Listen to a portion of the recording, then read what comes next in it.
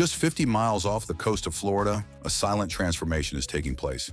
For decades, the Caribbean was seen as America's backyard, a tropical playground of turquoise waters and palm trees. But today, that horizon is being reshaped by massive Chinese cranes, deep water ports, and billion-dollar highways. From Jamaica to the Bahamas, China is anchoring itself in the Western Hemisphere, and it is making Washington extremely nervous. This isn't just about trade or tourism. It's a calculated strategic move to challenge over a century of American dominance. How did a nation thousands of miles away manage to outinvest the United States in its own neighborhood? Is Beijing offering a genuine hand of development, or is this a strategic Trojan horse designed to monitor the U.S. military? In this video, we go beyond the postcard views to analyze why China's presence in the Caribbean has the U.S. on edge. We will decode the billions being poured into infrastructure, the fear of dual-use military facilities, and the high-stakes game of influence where these islands are no longer just destinations. They are the new front lines of a global superpower rivalry. Welcome to the new Cold War in the Caribbean. To understand why Washington is so unsettled, you have to look past the beaches and study the map. The Caribbean is one of the most critical maritime crossroads on Earth. It sits directly at the mouth of the Panama Canal, the vital artery through which nearly $300 billion in global trade passes every single year. For the United States, this region is what military analysts call the third border. It's where global shipping lanes, vital energy pipelines, and sensitive military routes all converge. If a hostile power controls these waters, they effectively hold a knife to the throat of the American economy.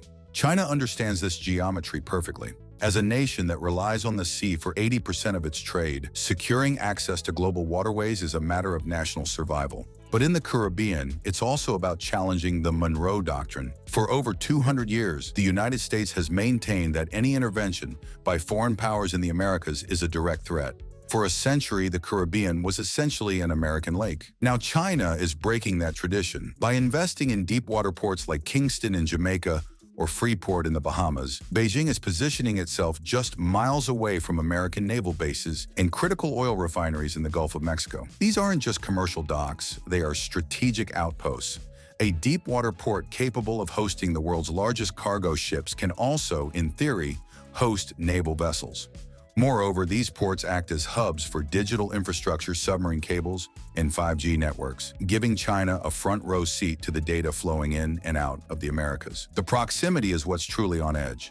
Take the port of Freeport in the Bahamas, for example. It sits just 55 miles from the Florida coast. In the world of modern surveillance and missile technology, that distance is practically zero. For the first time since the Cold War, the United States is facing a peer competitor that isn't just watching from across the ocean, but is building permanent, heavy-duty infrastructure right at its front door. The strategic value of this real estate is immeasurable, and China has just secured a permanent lease. China's arrival in the Caribbean wasn't a sudden invasion, it was a masterclass in economic soft power. The strategy officially gained momentum in 2013 with the launch of the Belt and Road Initiative, BRI, Beijing's multi-trillion-dollar plan to rebuild global trade routes. But while the world was watching China's moves in Central Asia and Africa, a quiet pivot was happening in the Western Hemisphere. China didn't send warships to the Caribbean. It sent bankers, engineers, and construction crews. The mechanism is deceptively simple and incredibly effective. China offers what most Western institutions, like the World Bank or the IMF, often won't: massive loans with low interest rates and, most importantly,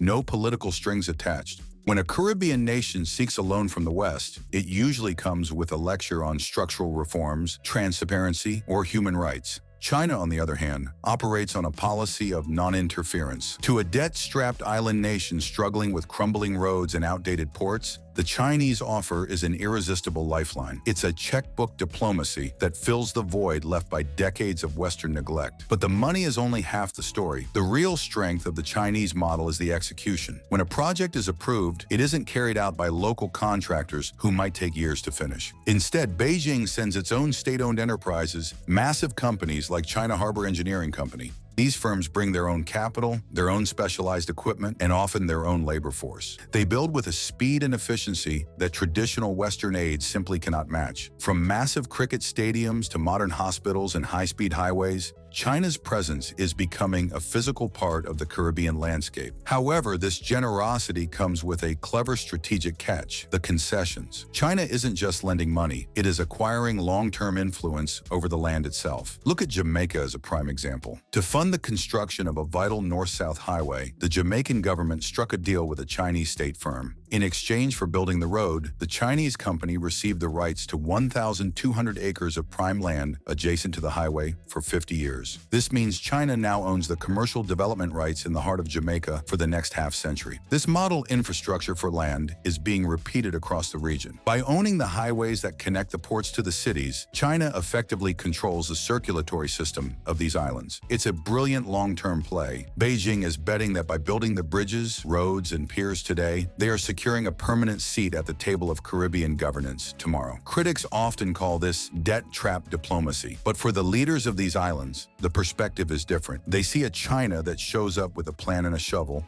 while the West shows up with a list of demands. By filling this investment vacuum, China has managed to build a fortress of influence right under the nose of the United States. They aren't just building ports, they are building a world where the Caribbean's future is increasingly written in Chinese ink. As the U.S. wakes up to this reality, they are finding that China hasn't just entered the backyard, they've already started charging rent. China's strategy in the Caribbean isn't one size fits all. It is a tailored approach that adapts to the unique geography and politics of each island. By examining three specific nations, Jamaica, the Bahamas, and Cuba, we can see the different faces of Chinese influence. First, there is the commercial model in Jamaica. Here, China has focused on the logistics of power. By taking over the management expansion of the port of Kingston, China hasn't just built a dock, it has secured a grip on the supply chains of the Western Hemisphere. As the port was deepened to handle the massive Neo-Panamax ships, Kingston became a central hub for cargo moving between Asia, Europe, and the Americas. For Beijing, this means they don't just ship goods, they control the gateway through which those goods must pass. Next is the tourism and demographic model in the Bahamas. This is perhaps the most visible example of Chinese bling diplomacy. China poured billions into the Bahamar Resort, the largest luxury resort project in Caribbean history. But it wasn't just about hotels. They built roads and bridges, making the Bahamas one of the highest recipients of Chinese investment per capita in the world. However, this isn't just about vacationers. The Bahamas sits just 50 miles from Florida. By becoming the primary economic partner of a nation so close to the U.S. mainland, China has effectively bought a front-row seat to America's coastal activity. Finally, and most concerning for Washington, is the political strategic model in Cuba. For decades, Cuba has been the ultimate thorn in America's side. China is now modernizing the port of Santiago de Cuba, the island's second-largest port. Unlike the commercial focus in Jamaica or the tourism in the Bahamas, the investment in Cuba is deeply political. Washington fears that these modernized facilities could serve as more than just cargo hubs. They worry about dual use, where civilian docks could hide intelligence gathering stations or serve as logistics bases for the Chinese Navy. In Cuba, China isn't just building infrastructure, they are supporting an old adversary of the United States, creating a strategic outpost that echoes the tensions of the Cold War. These three models show that China is playing a sophisticated game, using commerce and tourism as the opening moves for a much deeper geopolitical presence. Nowhere is this anxiety more focused than in the Bahamas. The port of Freeport sits a mere 55 miles from the Florida coast. To put that in perspective, that is closer to the United States than many American cities are to each other. From this vantage point, Chinese-managed facilities could theoretically monitor U.S. naval movements out of Mayport or Norfolk, track sensitive military flights, or even interfere with underwater communication cables that carry the lifeblood of the global internet. For American intelligence, having a peer competitor's eyes and ears this close to the mainland is a strategic nightmare that hasn't been seen since the Cuban Missile Crisis. But while Washington sounds the alarm, the leaders of the Caribbean have a very different perspective. For them, this isn't a geopolitical game of chess, it's a matter of economic survival. For decades, these nations felt ignored by their northern neighbor. They ask a simple, uncomfortable question. Where was the United States when our roads were crumbling and our ports were failing? To these islands, China didn't invade. It filled a massive investment vacuum. Caribbean nations face unique, brutal challenges: high debt, aging infrastructure, and the constant threat of climate-driven hurricanes. When they needed billions for modernization, it wasn't Washington or London that showed up with a shovel, it was Beijing. For a prime minister in Jamaica or the Bahamas, the Chinese offer is a practical necessity, not an ideological choice. They see it as a choice between waiting for Western aid that may never arrive, or moving forward with Chinese capital that is ready today. To these nations, being called America's backyard is an empty gesture if the owner of that yard refuses to maintain it. If the U.S. wants to regain its influence, it can no longer rely on warnings. It must offer a better deal. As the sun sets over the Caribbean, the horizon looks very different than it did just a decade ago. It is a fundamental loss of American gravity. For over a century, the Caribbean was like a home football pitch where the United States was the star player. Washington assumed they would always win without ever needing to practice or maintain the stadium. But while the home team grew complacent, a visitor, China, arrived. They didn't just play the game.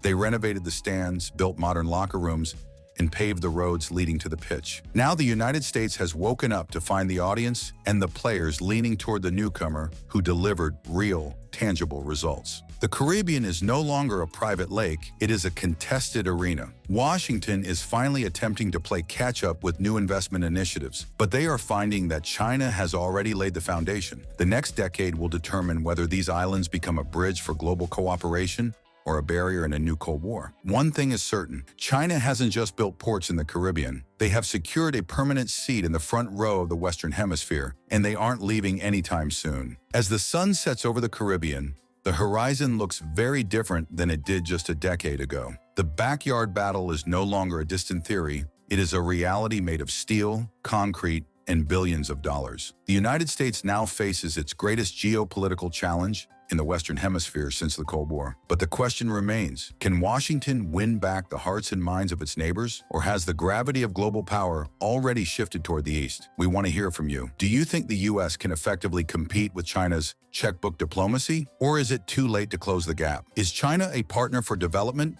or a threat to regional security? Let us know your thoughts in the comments. We read every one of them. If you found this analysis insightful, make sure to hit that like button and subscribe to our channel. We dive deep into the world's most critical mega projects and the power struggles that define our era. Thank you for watching, and we'll see you in the next deep dive.